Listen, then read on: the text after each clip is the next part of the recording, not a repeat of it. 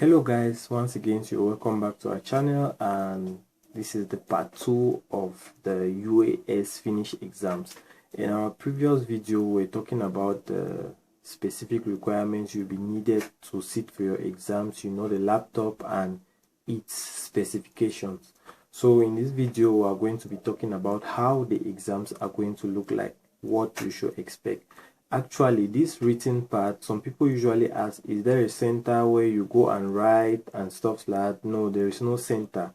You can write anywhere you are, so long as you're having your laptop or your desktop and a good internet connection. You can sit for your exams anywhere you are.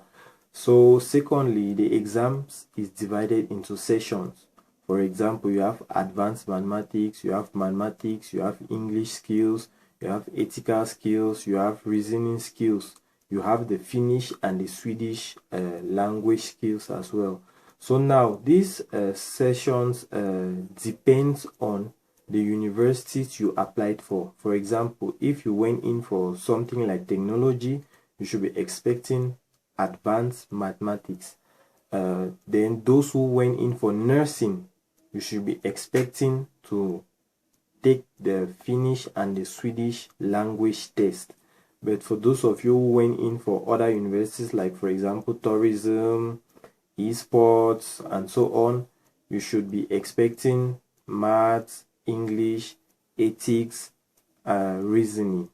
Yes.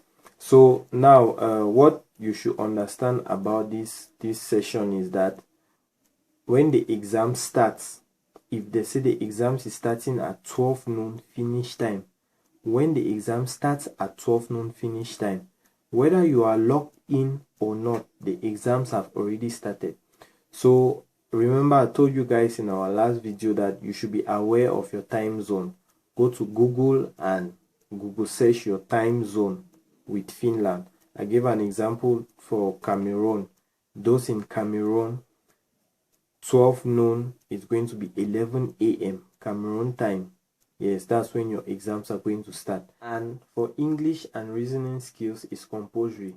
It does not, no matter what university you applied under, English and reasoning is compulsory. You should be expecting it. But for others, it would depend on what university you went in for. So what you should understand about this session is that, for example, let's say if you have just 4 sessions to answer. Let's take, for example, let's say you have maths, you have English, you have ethics, and you have reasoning. Those are 4 sessions, right? Each session has its time. For example, let's say maths can be for 30 minutes and it has 30 questions. English can be for 25 minutes with 25 questions. Ethics can be for 20 minutes with 20 questions. It depends on how the exam is going to come.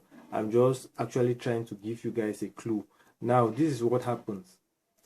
You answer session by session. It's not like you can open a math session now, you go through, maybe you answer some questions, you jump to the English session, you answer. No, that's not how it works. You must complete one session before you move to the next session. So it's always advisable that you begin with a session you are familiar with. Maybe you're very good in English. You can begin with the English session before maybe going to ethics, reasoning comprehension, and then maybe ending with maths, depending on you. There are others that are very good in maths. So it's advisable you begin with maths and then you go to the next one, which you know it's going to be easy for you. And what you should understand is that once you open the first session, for example, if you're beginning with maths, once you've started answering the questions, the time starts counting down. It does not wait for you to be pondering on the answers and stuff like that. No, it starts counting down. So you should be rest assured that, for example, at times you have just 60 seconds to answer each question. For example, if a session is 30 minutes and it has 30 questions, you know that you have just 1 minute to answer a question. And what I'm going to advise you is that if you read a question and you are not versed with it, allow the question and you go to the next one. Do not kill your time on that question trying to get an answer if you are not sure. And secondly, if you are not sure about a question and your answer, allow it blank. Why should you allow it blank? If you answer any question and it is wrong, you have a negative score. You understand? If you answer any question and the answer is wrong, you have a negative score. But if you allow the question unanswered, you will not have any negative score. So it's always advisable that you go for the questions you know and you are 100% sure. You finish with them first before you're coming to the ones you are not sure. And I repeat, if you are not sure, allow the questions unanswered. So if you're done with your first session and when the time is over, automatically the session closes. Yes, it closes automatically, so you need to choose the next session. So if depending on the sessions you have, that's the time frame you have for your exams. Maybe if you have 4 sessions, it could be made up of different time frames. Let's say, for example, 1 hour 30 minutes. Know that if they say the exams is starting at 12 noon finish time, if by 12 noon finish time you've not logged in, generally the exams have already started, whether you've logged in or not. So you should make sure you are on time. These are some tips and clues about the exams. So like I said, the exams are MCQs. You will see questions and you will see answers there, A, B, C, and D. You need to choose the right answers, and you know how MCQs are tricky, right? So you really need to pay attention to the questions before you provide the answers. Yes, when you're done, you submit, and that's all for the written part. And the written part of the exam is always made up of 60%. Yeah, it carries the highest percent of the general exams. And when you pass, they are going to invite you for the second session, which is scheduled in March.